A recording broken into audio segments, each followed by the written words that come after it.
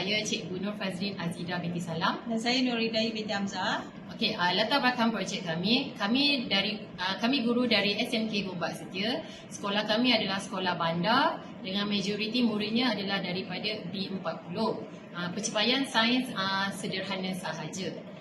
Penyataan masalah, murid sukar untuk menjawab soalan berkaitan hukum Mendel disebabkan mereka keliru dan tidak begitu memahami proses persenyawaan bermula dari induk lagi. Rasional, matlamat dan objektif pembelajaran kami supaya murid dapat menguasai dan dapat menjawab soalan hukum Mendel dengan baik. Okay, dari segi pelaksanaan, kami melakukan proses pre-test, duo dynamic science dan juga post-test. Nama projek kami Duo Dynamic Science. Okey. Ini kita beri dua induk, A besar, A kecil, A besar, A kecil. Kemudian kita akan pecahkan kepada A besar, A kecil, A besar, A kecil dan kami akan letak nombor lah 1, 2, 3, 4. Jadi untuk menyelesaikan proses persenyawaan, kita akan rujuk sifir. Murid akan rujuk sifir ni 1, 3. Contoh ya. 1, 3. Ni sifir pertama. Sifir kedua 1, 4. 1, 4. Sebab ini ialah proses meiosis. Jadi dia akan menghasilkan 4 sel anak lah. Kemudian 2, 3.